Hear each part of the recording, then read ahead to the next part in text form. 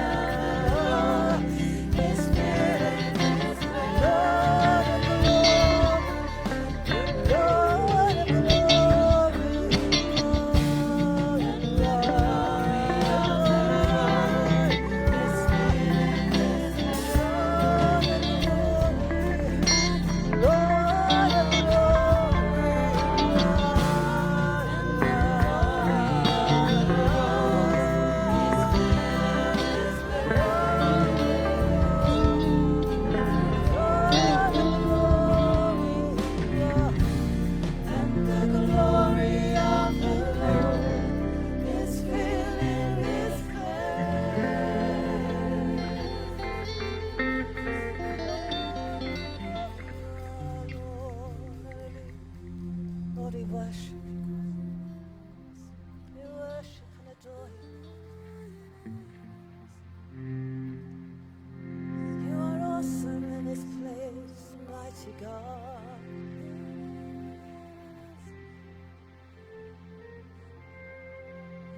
Honor you, Lord, we honor you, Lord. You're awesome in this place, God.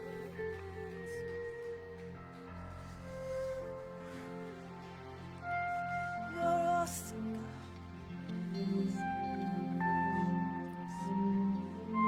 Cry, holy, holy, holy. God Almighty, heaven and earth are full of your glory, Lord. Full of your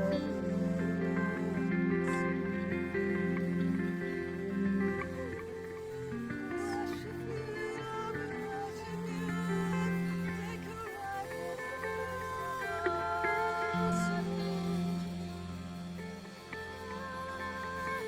Take a rightful place.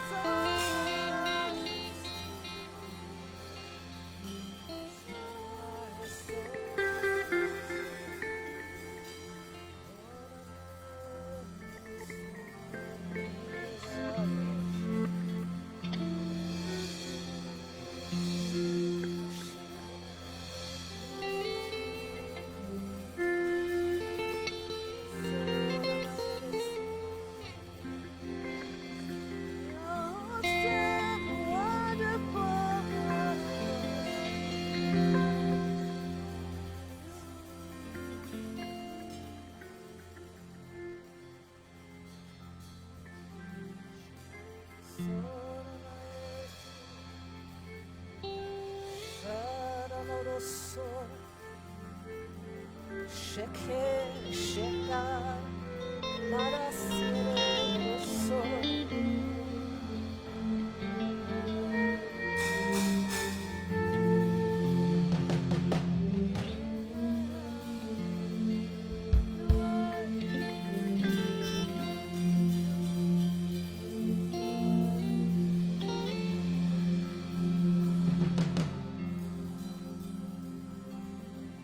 And the angels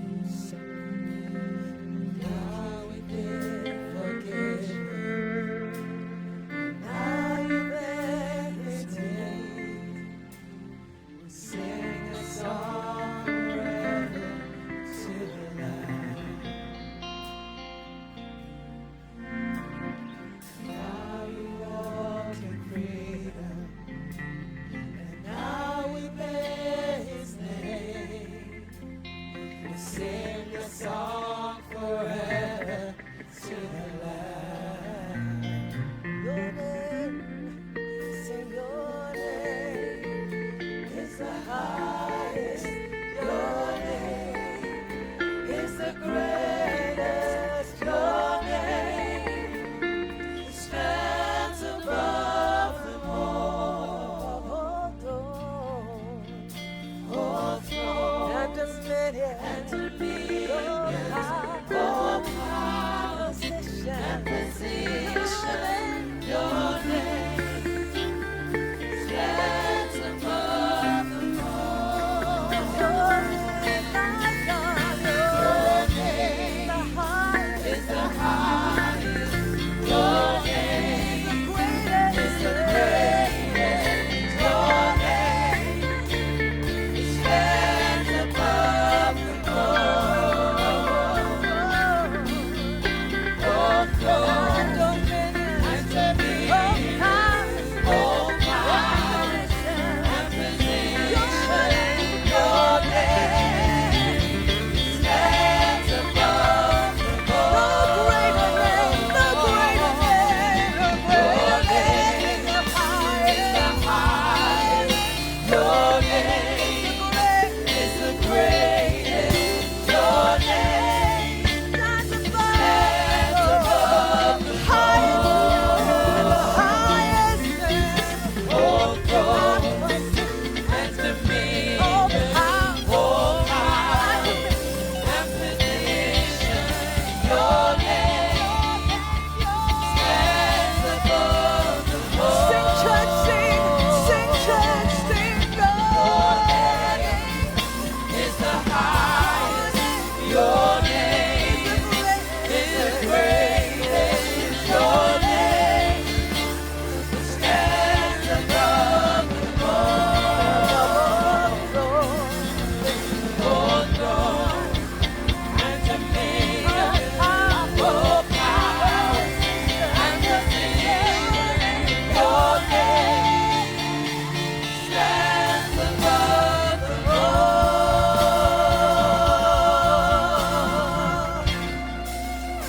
And the angels cry,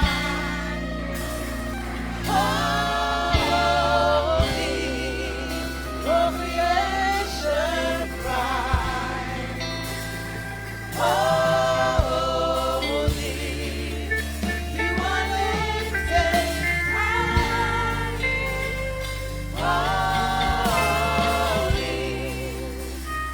holy forever.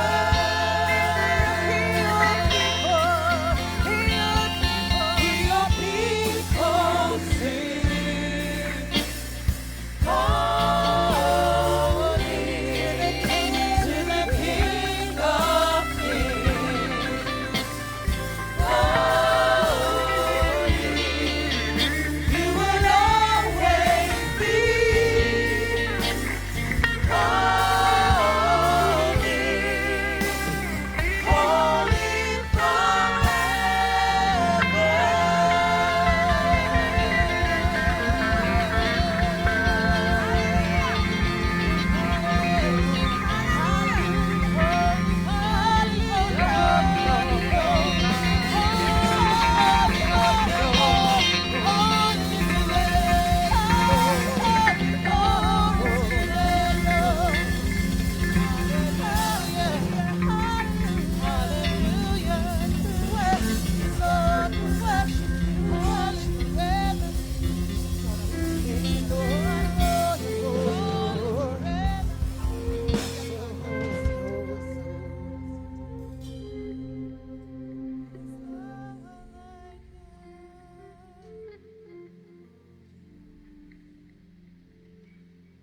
There's no one like Jesus.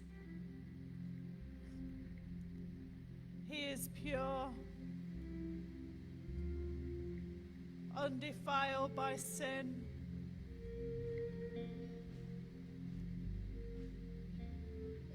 He is holy. There's no spot or blemish in him. He is perfect in every way. He really is holy. He's holy by name, and he's holy by nature, because he's the King of Kings and the Lord of Lords. He has the name above every name, that at the name of Jesus, every knee must bow and every tongue confess that he is Lord. He really is the Holy One.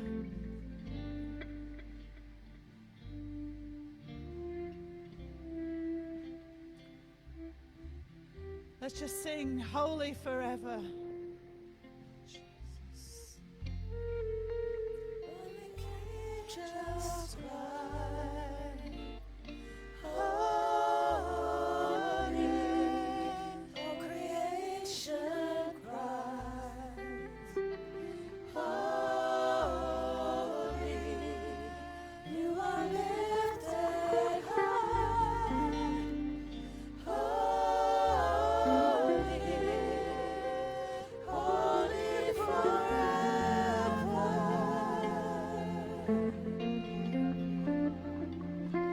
Your people sing, holy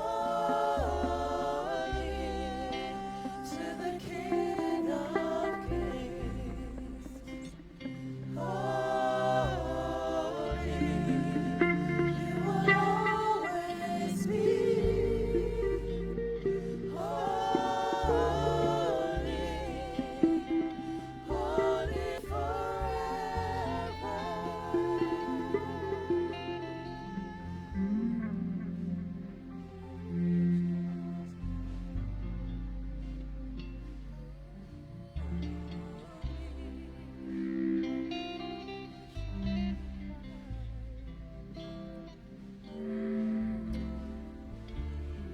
Do you know this morning we're standing on holy grounds?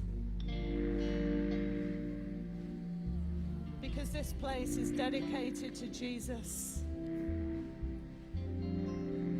Our lives are dedicated to him. We separate ourselves unto the Lord this morning.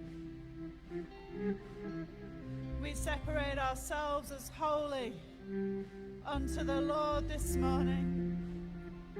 His blood has washed away our sin, and our desire is for Jesus to take his place, and that this is holy ground, for the Lord is here, and where he is holy.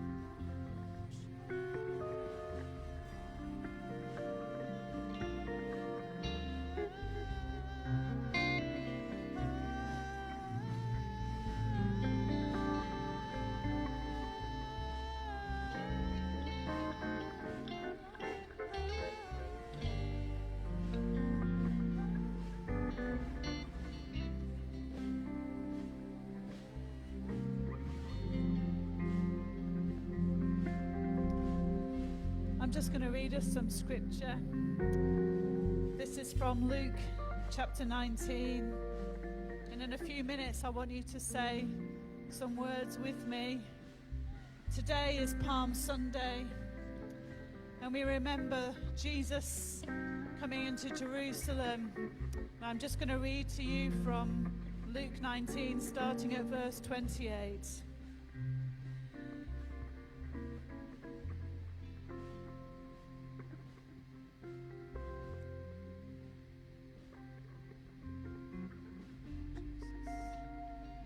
These are the words of Jesus. But those enemies of mine who did not want me to be king over them, bring me here to kill me in front of them. After Jesus had said this, he went up ahead going to Jerusalem. And as he approached Bethphage and Bethany at the hill called the Mount of Olives, he sent two of his disciples, saying to them, "Go to the village ahead of you, and as you enter it, you will find a colt tied there, which no one has ever ridden. Untie it and bring it here. If anyone asks you, 'Why are you untying it?' say, 'The Lord needs it.'" Those who were sent ahead went and found it just as he told them. As they were untying the colt, the owners asked them, "Why are you untying this colt?" They replied, "The Lord needs it." They brought it to Jesus, threw their cloaks on the colt, and put Jesus on it. As he went along, people spread their cloaks on the road. When he came near to the place where the road goes down to the Mount of Olives, the whole crowd of disciples began joyfully to praise God in loud voice for all the miracles that they had seen. "Blessed is the King who comes in the name of the Lord. Peace in heaven and glory in the highest." Some of the Pharisees in the crowd said to Jesus, "Teacher, rebuke your disciples." "I tell you," he replied, "if they keep quiet, the stones will cry out." Amen. Hallelujah. Now I would like us to say together verse 38. I'm going to read it to you once more, and then we'll say it together. Verse 38 says, "Blessed is the King who comes in the name of the Lord. Peace be in heaven and glory in the highest." Are you ready? Let's say that together. Blessed is the King who comes in the name of the Lord. Peace in heaven and glory in the highest. Amen. Amen. Yes, let's do that. Let's give the Lord a clap.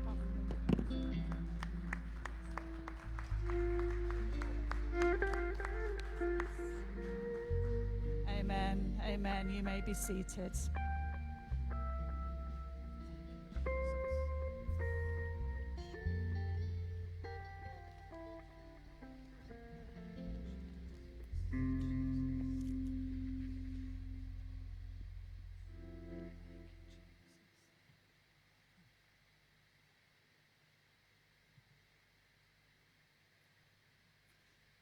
Well, it's wonderful to have you with us this Palm Sunday.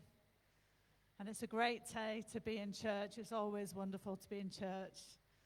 Have we got any visitors with us this morning? We always love to give a welcome to any visitors. I don't think we have this morning, but we'll just clap anyway and clap ourselves, I think. That was quite a subdued clap. We're going to take up our offering just now as part of our worship. So if I could ask the servers to come forward. We're just going to take a moment to give to the Lord. We've given to him of our worship. We're going to give to him of our finances. The bank details are on there if you need them. Joshua's at the back with the card machine. The envelopes are on the chair if you're a taxpayer.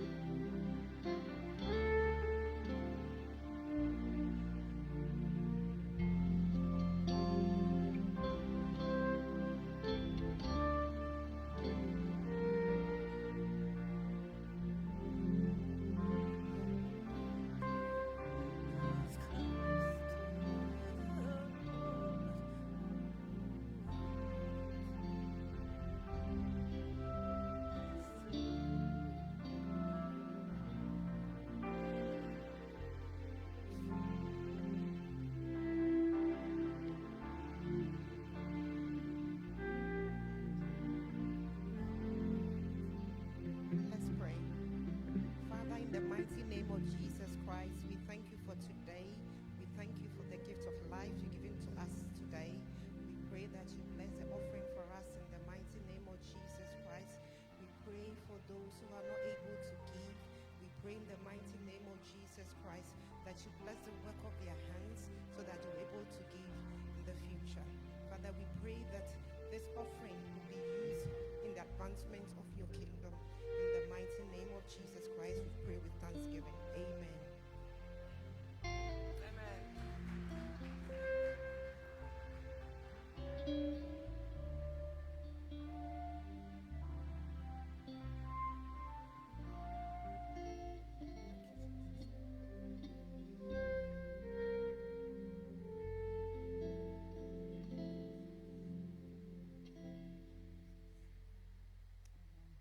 Amen. Thank you so much, worship team. I'm just going to go through a few announcements before Gustav comes up. So even though it's Easter week, we still have our pantry on Monday. And it's just, yeah, I know. It's brilliant. It is brilliant. I love it, yes. So on Monday between 3 and 6, we still have pantry this week. And I just love our amazing volunteers and the amazing kindness that you get. Not only do you get great food and great bargains, but for £5 you get lots of love and kindness as well. And so that's on Monday. On Tuesday, we still have our coffee morning as well with Sarah and Paul at 10:30 to 1:30. Again, just come for coffee, cake, fruit, a time of fellowship, and just an open time of conversation. There's no agenda for that meeting, but the Bible does normally come out at some time, and it's just a great place just to come and be and to have fellowship and prayer. So please come and drop in any time between 10:30 and 1:30. Also on Wednesday this week, we have our Bible study with the wonderful Pastor Paul. Yes, I think we should give him a clap, yes. He's so faithful in preparing week after week, and he studies the Word faithfully, and he brings it to us faithfully as well. So that's at 7:30, just for an hour on Zoom, and he teaches the Word, and then there's time for questions as well. Then to note that it's very special. We love this coming weekend. For us, it's even more significant than Christmas because on Good Friday, we remember Jesus' death. And we're going to have on Friday morning, we're just going to open the church. It's going to be open between 10 and 12. And it's just going to be open for people to call in and have time of quiet prayer and reflection. So we're just going to have the church open on Friday morning, on Good Friday, for time of prayer and quiet reflection. Just to mention, there's no prayer meeting on Good Friday because we're having our service Good Friday morning instead, or not a service, but just time for prayer. But then on Sunday, we are having our celebration service as well, and that's a fantastic one to bring friends and family to as well, so we celebrate together. And so a normal time at 10:30, and our theme is He's Not Here, is our theme for this Easter. So we look forward to seeing you then as well. And then I think we just have one up-and-coming announcement at the moment. Watch this space. There are some more things coming up soon as well. But just to mention for the ladies that it's the Whole Me Conference run by Trudy, the 26th to the 28th of June as well. So if you're interested in that, speak to Trudy and the team even, to find out more information. And at that point, I'm going to hand over to Gustav, and the children and the young people can leave us at this point as well.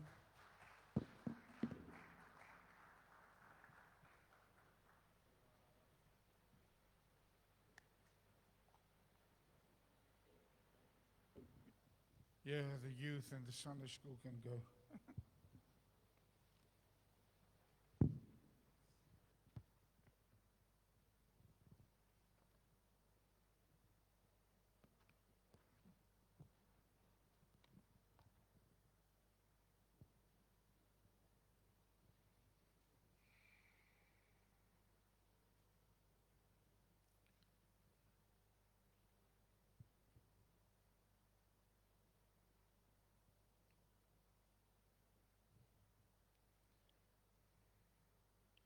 So we have been going through the book of Acts.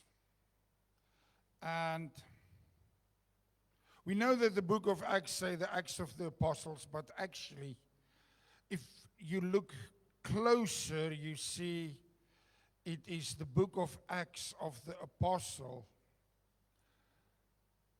written by the Holy Spirit, and the Acts of the Holy Spirit, what has happened. And today we are going to look at a very significant portion, very short, but very significant in the book of Acts, and also in the development of a healthy church. So if you want to give it the title, it's lesson 14, still a few to go. We can say the deadly sin of hypocrisy. Now, it's a story of Ananias and Sapphira, and I think if you have been a Christian for any length of time and going to church, somewhere a pastor or a minister or an evangelist will speak from this passage. And it's normally don't lie to the Holy Spirit.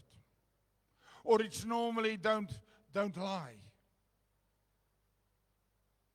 And I've been praying and I've been thinking it through, and God said to me, what's the most deadly thing in church? And first of all, I said gossiping.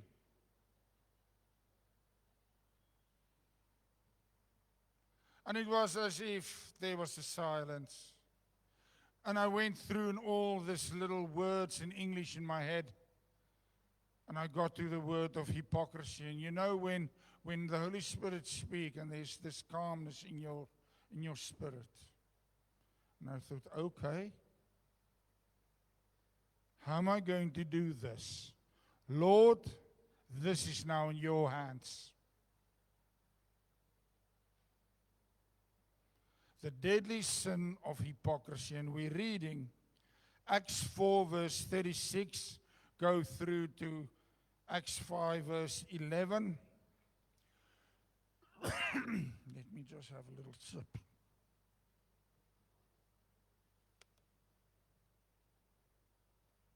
And Joseph, now this Joseph is also Joseph, so it's interchangeable, who was also named Barnabas by the apostles, which is translated son of encouragement, a Levite of the country of Cyprus, having land sold it and brought the money and laid it at the apostles' feet.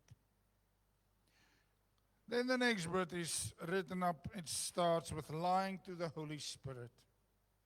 But a certain man named Ananias, with Sapphira his wife, sold a possession. And he kept back part of the proceeds, his wife also being aware of it, and brought a certain part and laid it at the apostles' feet. But Peter said, Ananias, why has Satan filled your heart to lie to the Holy Spirit and keep back part of the price of the land for yourself? While it remained, was it not your own?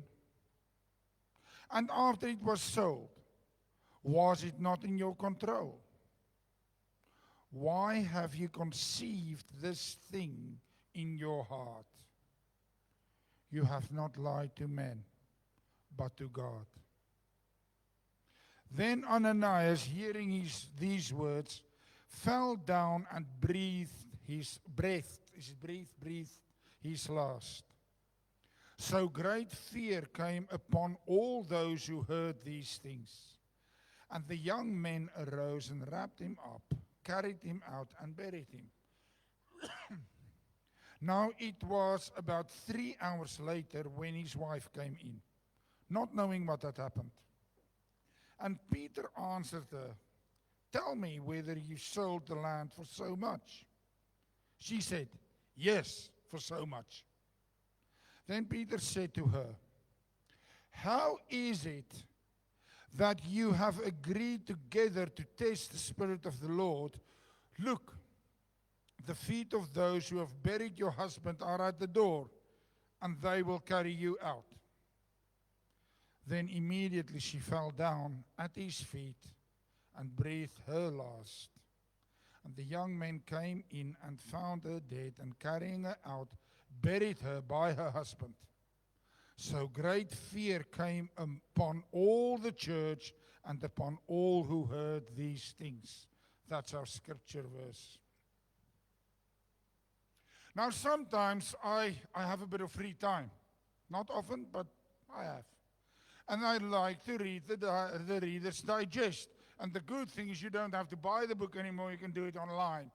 And it's sometimes free. And the amusing bits, the little short jokes is for free. And I read this one a while ago and it's stuck in my brain. So this is this little story. A 12-year-old boy was waiting for his first dentist appointment. And he was a bit nervous, to say the least. Apparently, it was very clear he wanted to impress the dentist. And then on the patient questionnaire, there's a space marked, "What's your hobbies?" And he wrote the following: "Swimming and cleaning my teeth." Now, that's a humorous example of how we are all prone to hypocrisy. But spiritual hypocrisy is not humorous. It's dangerous. It's deadly. It's a sin. The hypocrisy of professing Christians has served as an excuse for many to disregard the claims of Christ by saying, "Oh, I don't want to be part of the church. It's full of hypocrites." The hypocrisy of Christian leaders has caused many believers to stumble. I remember when I got saved, luckily I had a wife like Ruth, and she used to say to me, "Don't look at the people. They will let you down. Look at the cross. The cross is empty. It's about Jesus." Be careful. It's the hypocrisy of men that make believers stumble. Now, Jesus, in the opposite, was tender with some really notorious sinners. However, look in the Gospels and you will realize the harshest language he saves for those who are guilty of religious hypocrisy. The story of Ananias and Sapphira warns us of the danger of the sin of hypocrisy. It was literally deadly for this couple. Someone has said that if God dealt with all hypocrites in the church as he dealt with Ananias and Sapphira,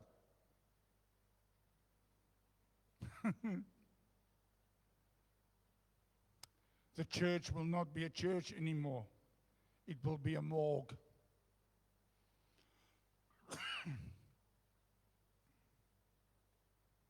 We are not told whether or not Ananias and Sapphira were true believers. Now with that I mean, were they born again in our language?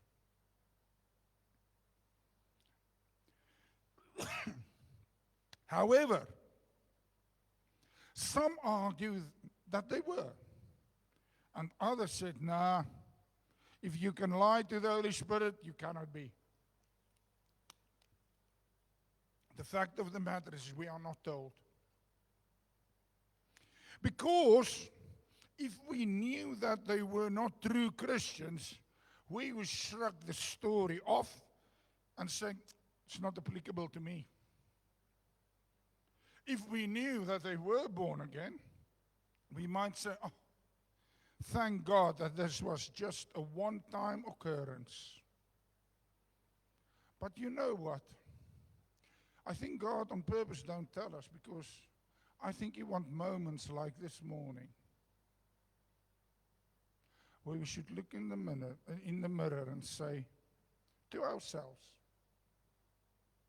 do some business with God and say, Lord, is my faith in Christ genuine? Even if life is painful, can I say, I love you, I trust you, I stand with you? Maybe I need to deal with the sin of hypocrisy in my life. We know that Ananias and Sapphira were part of the early church. We know that. Hence, because of that, we are part of a local church. Their story has got bearing on us and on me. In Acts 4, we saw the enemy attacking the church from the outside. The Jewish leaders persecuted the apostles, and they threatened them with more severe measures if they continued to preach the name of Jesus. But in spite of those threats, the church continued to grow dramatically. There was a spirit of unity in the church. There was a spirit of love in the church. There was an unusual generosity among the believers. And in this context, we are given a positive example of a godly man in verse 36. Joseph, better known as Barnabas. And then the total opposite. In chapter 5, 1 to 11, we give an example of this couple, Ananias and Sapphira, who put on a mask of religiosity and of hypocrisy. And they were struck dead by God. Friends, the threat of seduction from within is much more subtle, dangerous, and deadly than opposition from without. It is especially a danger when the church starts to grow and to thrive and to start to experience the blessing of God's power and of God's blessings. Hence, it is this scripture, this message today is for a time as this for living stones. If I could, and I had something to push myself up, I would have gone on my knees and I would have said, I beg you. Or as Paul will say in the New King James, I beseech you, listen, apply, and do.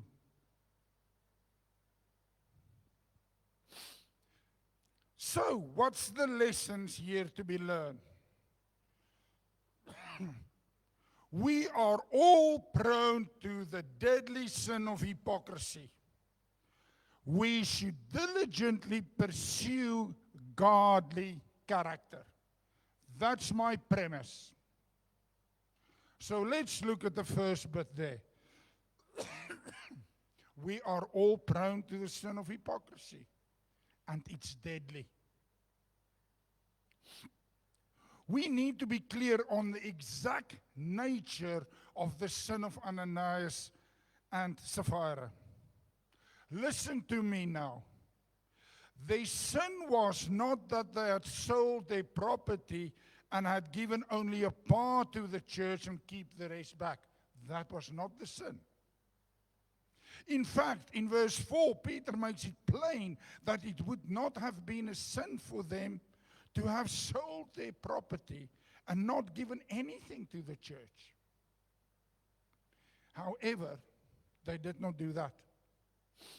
For their sin was that they conspired together to deceive the apostles and the church into thinking that they were giving everything, when in fact they kept back a portion for themselves.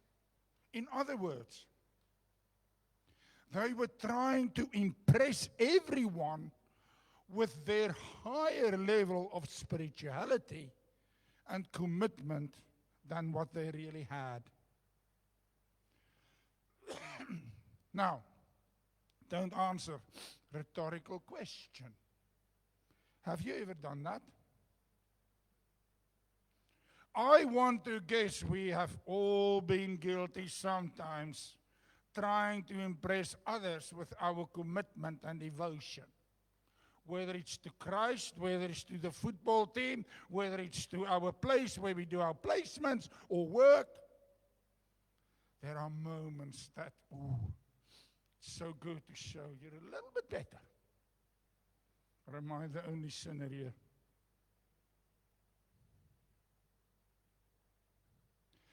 You see, the problem with hypocrisy is exaggeration.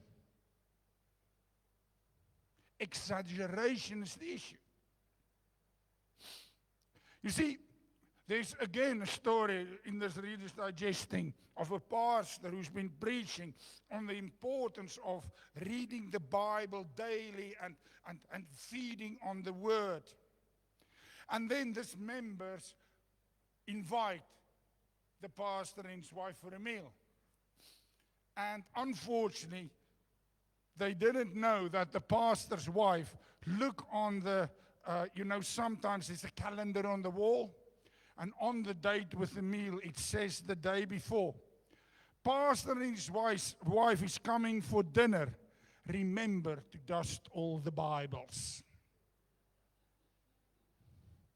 You see, note, there are 4 things about hypocrisy. First of all, the seriousness of hypocrisy.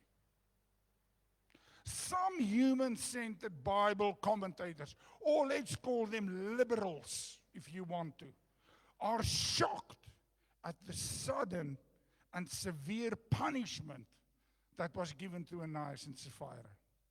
I mean, they argue, they say, Ananias is not even given a chance to explain or to repent, even though this is not a serious sin. Can't be serious. His wife is not even told that her husband's dead and what will happen to her if she lies. The instant that she agrees with her husband's lie, she's struck dead. That can't be right.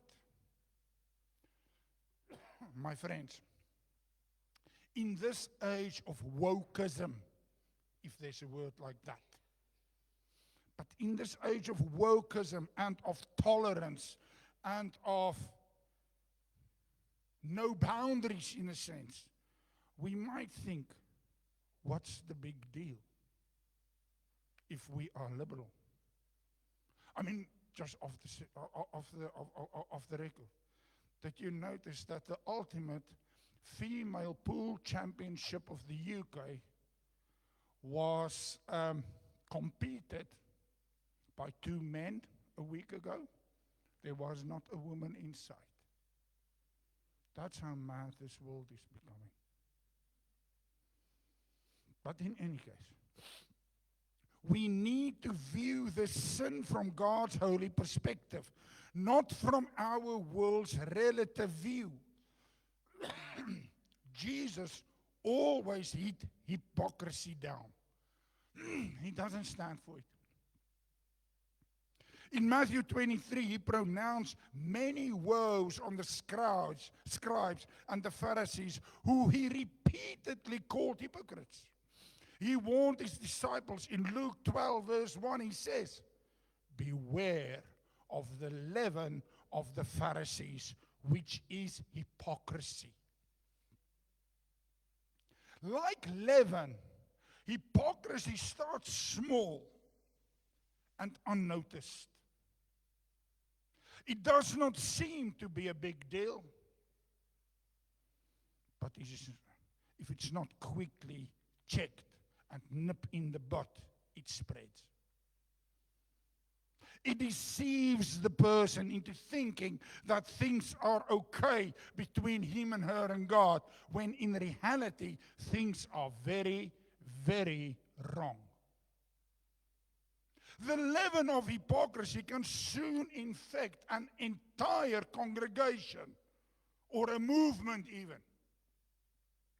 The church of Laodicea thought that things were going well. I mean, they said, we are rich and we've become wealthy and we need nothing. But the Lord's perspective was, Revelation 3:17, you do not know that you are wretched and miserable and poor and blind and naked. Some ask why God dealt with Ananias and Sapphira so severely, when he does not do so with other hypocrites in the church. Friends, I don't know. But it could have been because the church was in its infancy and he needed to set before those people and us a sober lesson of seriousness of this sin among God's people. He did the same, if you think about it, in the Old Testament, when the Israelites go into the promised land right in the beginning, and Achan touched the ark. It was again an example of the holiness of God, and you can read that in Joshua 7 and the story. The word church also, is interesting, occurs the first time in Acts 5 verse 11. And there's 16 times this word in Acts. And that is where we start to be seen as the ecclesia, the church. It means to be an assembly or a congregation of people. Luke wants us to know that the church should live in a holy fear of God. As ecclesia, we need to say, it's not about Gustav or the pastor. They are the under-shepherds, Gustav and Paul and whoever the leaders are. The main shepherd is Jesus, and we should have fear for him.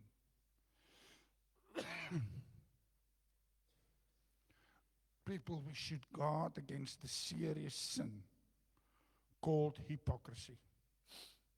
Now, the next one, what's the subjects of hypocrisy? Now, this couple that fell into this sin were members, maybe, of the church, whether they were born again or not. They would have been members, because otherwise, why would you want to share your money? And this means that we are all in danger of falling into this sin, because we are members. We are family. We do not want other Christians or those outside of the church to think that we have problems. That would not be a good testimony, would it? So now we put on our spiritual mask when we are around others, even though we know that our family knows that we do not always live as we profess to live.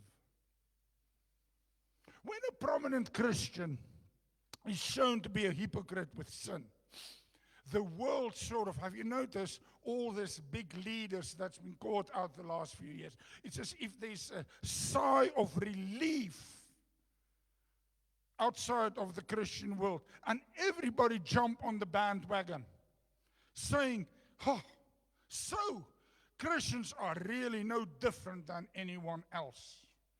If they are phonies, so then Christianity must not be true. And that's sad, because if you look at the divorce rate, there's not much difference between so-called Christians and so-called non-Christians. That's the truth. And notice also that this sin affects both men and women. Some sins may be more prevalent in men, while other sins are more prevalent in women. But both sexes are vulnerable to hypocrisy. Ananias and Sapphira had agreed together to this act of deception. Whether you are male or female, you need to guard yourself against hypocrisy. So, by the way, just an interjection here. Some argue that the wife should submit to her husband, even if he asks her to join him in doing wrong. Well, I want to say, read the story, and maybe that will show the error of that view. When Peter asked Sapphira whether they sold the land for the amount that the husband had claimed, she should have most probably rather say, I'm more scared of God than of my husband, and told the truth. I'm not saying that there should be strife and fighting in a marriage. But if it's against God's command, think it through. Pray it through. Work it through. Because I think also if a husband expects that from his wife, is that husband really the godly head of the home that he should be? Or not?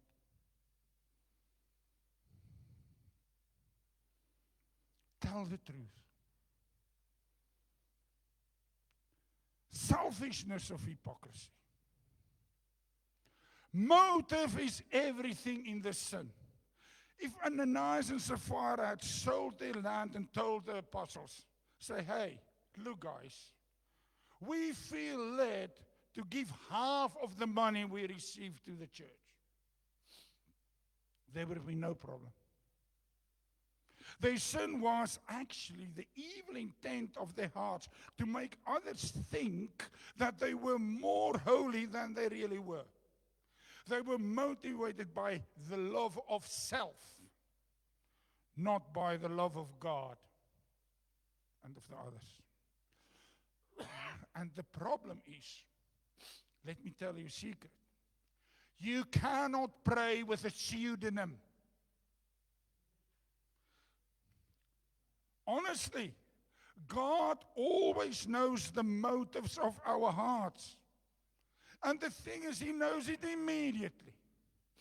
We can stand up here and we can go, oh Lord, I'm so holy. Thank you that I can adopt my children because I don't defile my body, etc., etc., etc. In fact, God knows.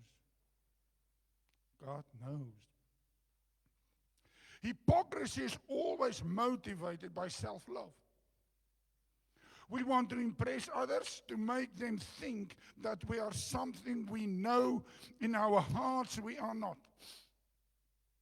Kids, by the way, children, have a built-in antenna to detect hypocrisy. Be careful. Nothing turns kids away or children away from faith as quickly as hypocritical parents. If they hear you put on your spiritual voice or your Sunday persona, but then go back home and suddenly it's this really angry bull in the china shop type of parent, don't be surprised if your children are not drawn to God. Be careful. Check your heart. Gustav, check your heart.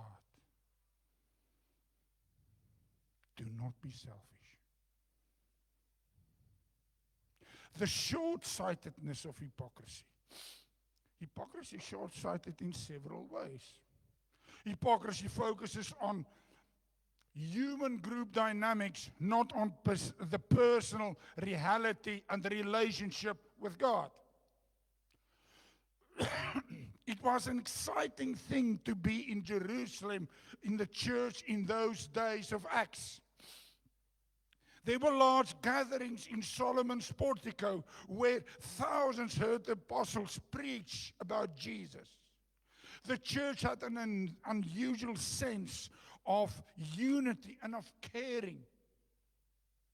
The apostles were performing extraordinary miracles to confirm the message of the gospel. Every day there were stories of more people coming to salvation. Even those on the outside held the church in high esteem. We will read about that next week, or when we do the next part in chapter 5, verse 13. It was easy to get caught up in this group dynamic and to ride the bandwagon of what was happening. But to lack personal reality and relationship with God was also true with some people. And that's what happened with Ananias and Sapphira. I mean, it's exciting to be part of the movement of God's Holy Spirit, isn't it? Some of us have been in church for a long time, and we're part of movements where we could feel and see the Holy Spirit work. Some churches have this ability to attract quite a lot of people, and then there's other small ones, and if you're part of a small one, you sometimes go to these big churches and you get caught up in these large gatherings where the worship music is loud, where people get saved, where things are dynamic. However, it's my personal experience that while many people truly get saved and are part of that, there's a lot of emotion involved, and there's always some that were just riding the experience as long as it lasts. But as soon as the going gets tough, it's gone. One of the main ways to avoid hypocrisy is to make sure that you are walking in reality with God every day. Have you personally trusted in Christ as your Savior and Lord? Do you spend time in His Word and in prayer on a regular basis? Basics. Do you deal with the sin in your life, especially on the heart level, when His Word confronts you with where you are wrong? It's sore, and we all have it. If not, I beg you, you have to start. Get people around you to challenge, to keep you straight. Have difficult conversations. Sometimes you feel you want to cry.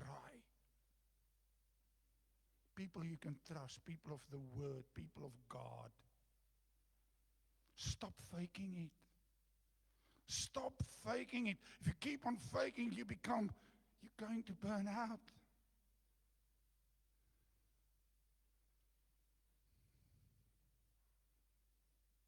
Stop trying to keep up the appearances. Doesn't mean you have to live in the doldrums. No. But sometimes it's okay to say, hey, I'm struggling. Or I did this. Well, it's not right. And you have people around you say, but you know what? That wasn't very clever. So,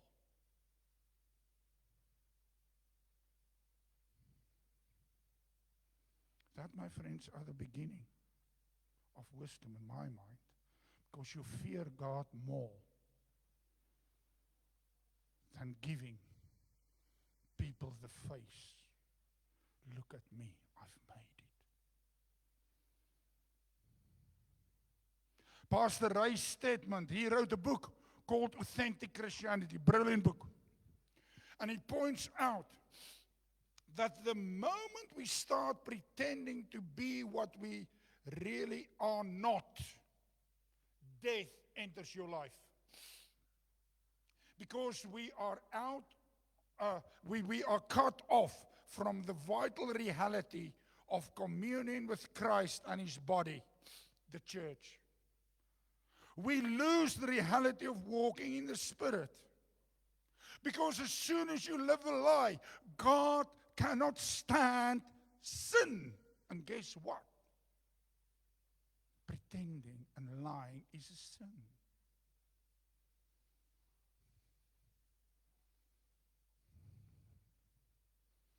To avoid hypocrisy, we must maintain a daily reality with the Lord. Hypocrisy focuses on what people think, not on what God thinks. It locks into what I just said. Ananias and Sapphira wanted to look good in front of the apostles and the rest of the church. Barnabas has just given the total amount of a sale of some property. Everyone thought highly of Barnabas. And Ananias and Sapphira wanted everyone to think highly of them. But sadly, they did not stop to consider what the living God thought about them. To avoid hypocrisy, we must live daily with the aim of pleasing God above all else.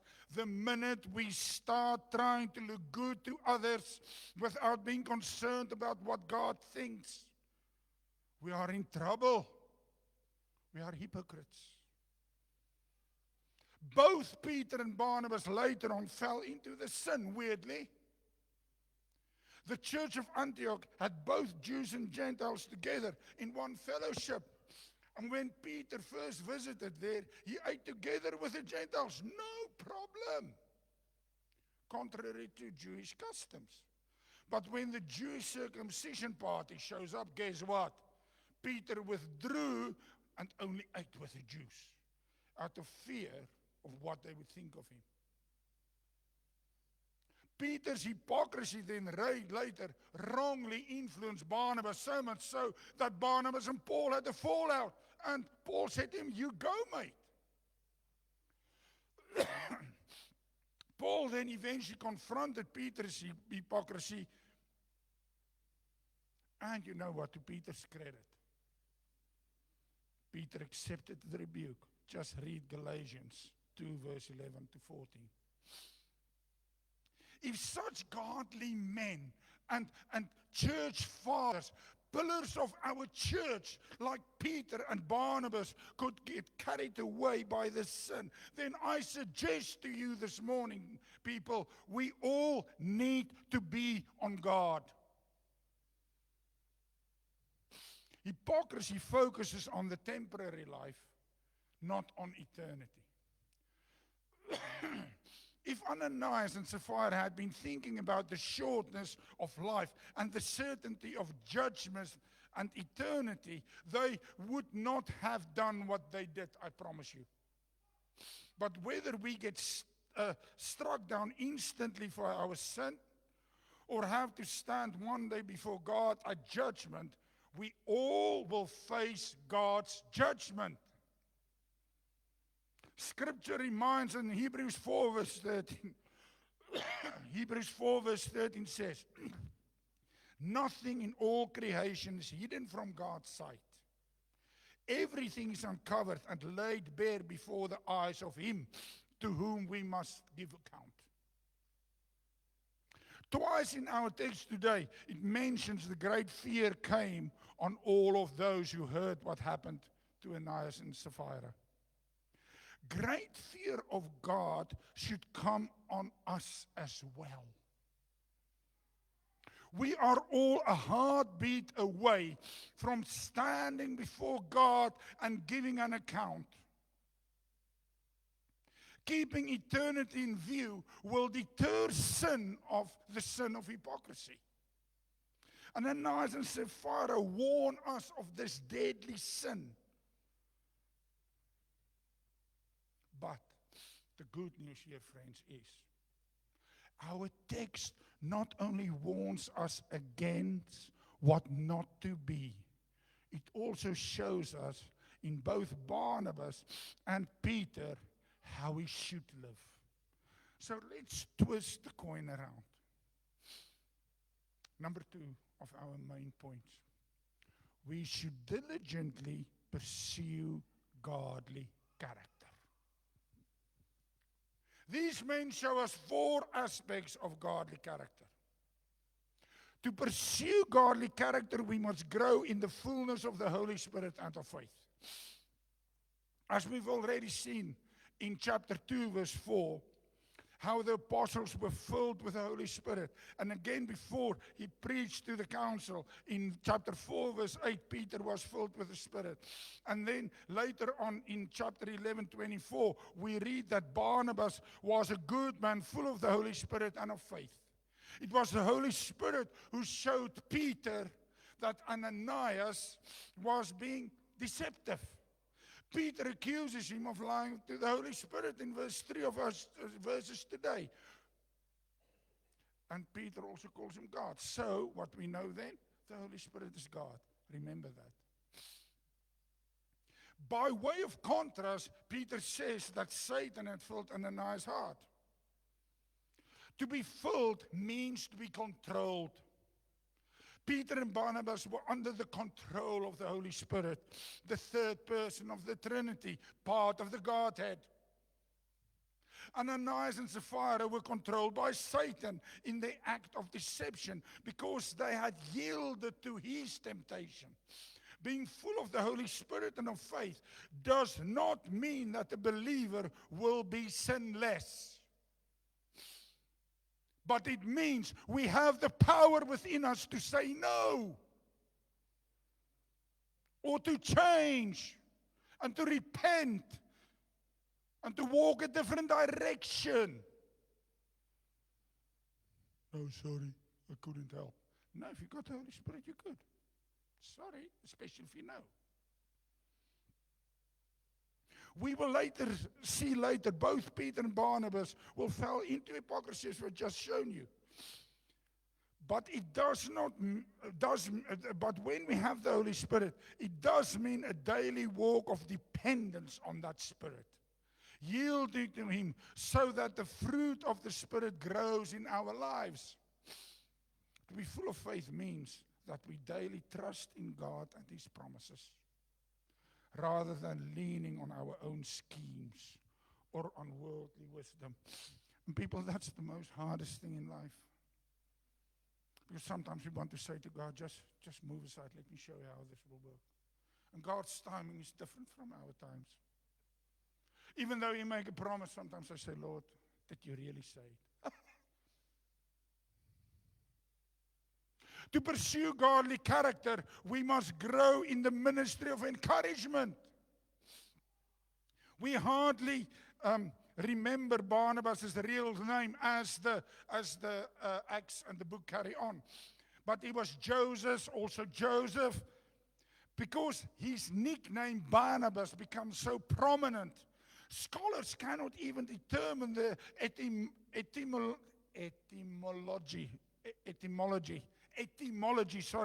of the name.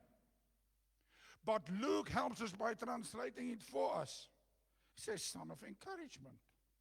Son of was a common Hebrew designation for a dominating characteristic.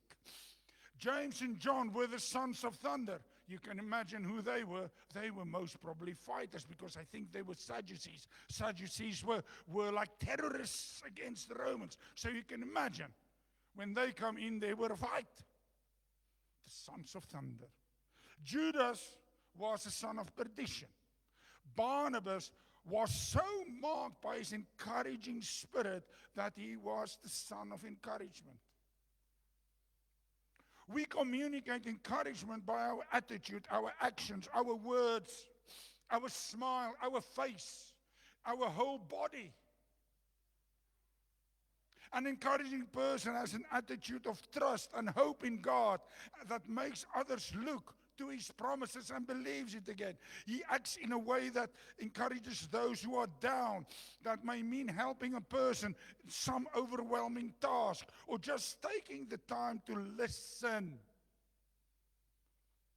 Listen. Sometimes you don't have to give advice. Listen.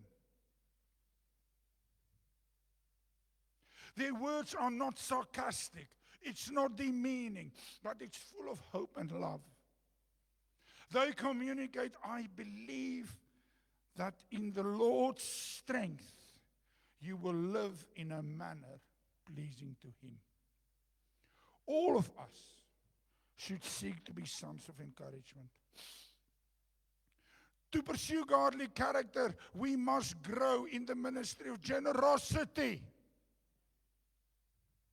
Barnabas sold a piece of property and gave it all to the apostles to use in meeting the needs of the early church. Barnabas was of priestly descent, and according to the law, priests could not own property. Remember Numbers 18 verse 20 and Deuteronomy verse 9. Now, whether this law was no longer observed after they came back from exile or however, Barnabas inherited some land and he thought, I'm going to dispose of it. I'm going to take that money. I'm going to give it to the church because we know the church struggles.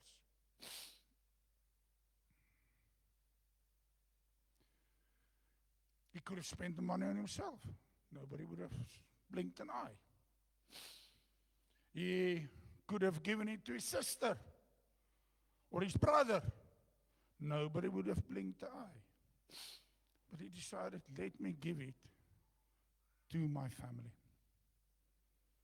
2 Corinthians 8:9 says, believers will grow to be like Jesus, who was rich, but for our sakes became poor, that we through his poverty might be rich. Now again, I'm not preaching poverty. Those of you with the gift of making money, please do it. Teach those of us who haven't. But just don't let the money become the God. We need people who are rich.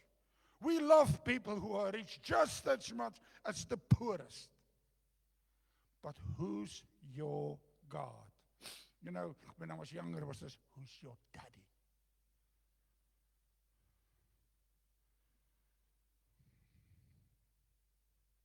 No doubt greed was a factor that motivated Ananias and Sapphira to hold back part of the profit from the sale of their land. As believers, we must put all greed to death and grow in generosity by sharing what God has given us. I tell you now, sometimes these dark days between Ruth and I on financial front, but we could not have given more than what God has blessed us yet. He just keep on blessing us. Sometimes it's tight turns, but God is good.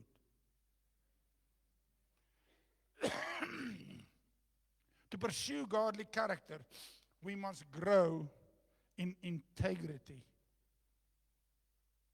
I imagine that Ananias and Sapphira's gift was quite substantial. If Peter had not been a man of integrity, he could have thought, I dare not offend these wealthy givers. Even if he suspected some deception, he would have been careful to praise them for their generosity in hopes that they would give more in future. But Peter was more concerned with the purity of the church than he was in taking the gift that was given with the wrong motive. So he strongly confronted their deception. Again, weirdly, there are some Bible scholars there that condemn Peter because they say he did not display the grace that Jesus showed towards sinners. They say that he was more of the spirit of Elijah calling down fire from heaven than of Jesus who offered forgiveness to sinners. But Peter did not pronounce the death sentence on Ananias and Sapphira. No, he rebuked him. Although I believe that Peter was also a bit surprised when Ananias dropped dead there in front of him. Imagine we're sitting here and somebody comes, oh, Pastor, we've got some money for the church, and suddenly, bit weird.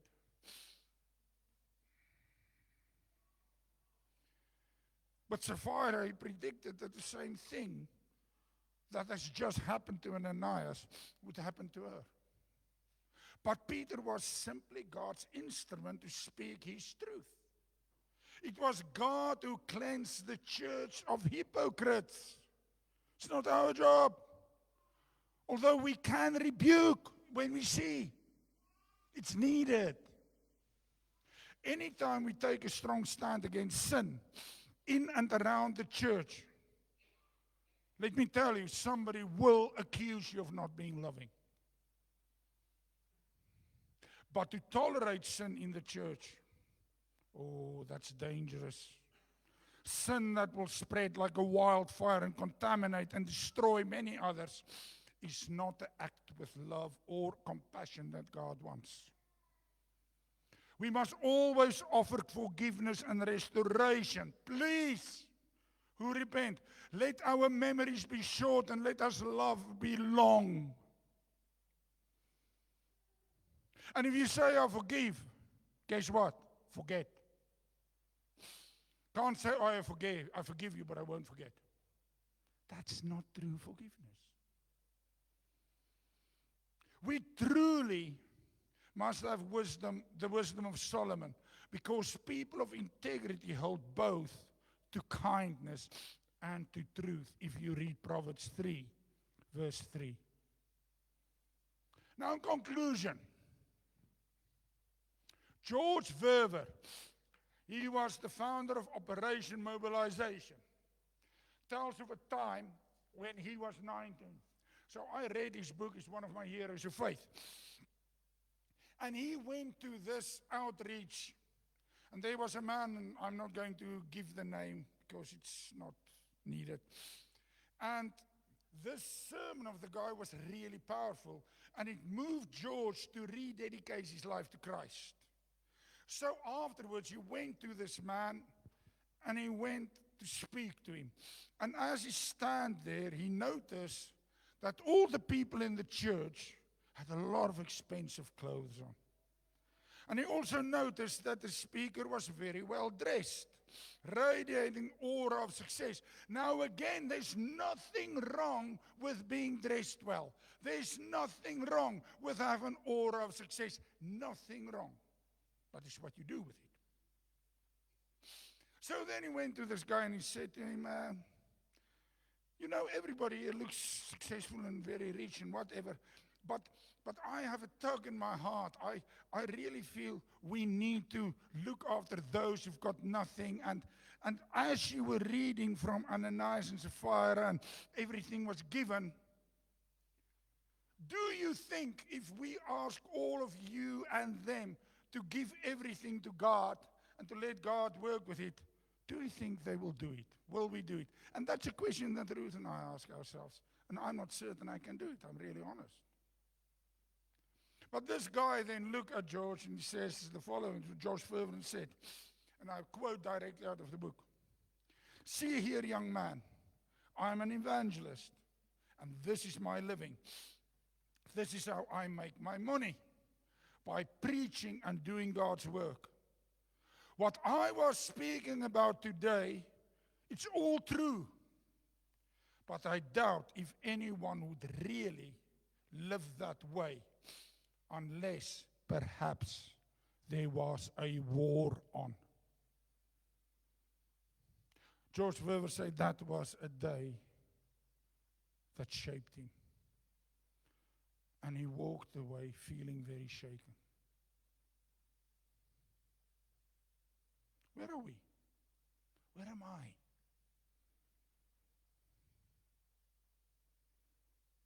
Hypocrisy is a deadly sin. It destroys the hypocrite. And on top of that, it damages many that are contaminated by it. So I urge you to allow God's word to confront your life and my life if we are playing a religion game. Stop it.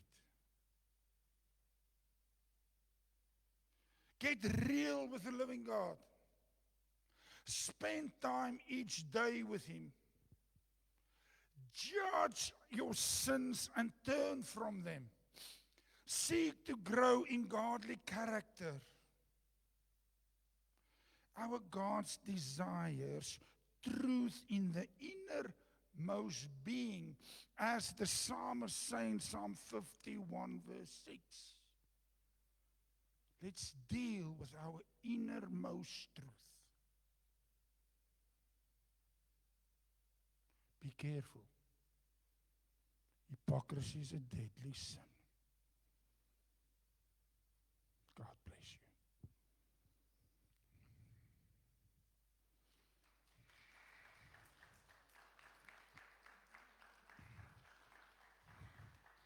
We're going to say goodbye to the people online now. We're just going to make an announcement to the church. So thank you so much. God bless you.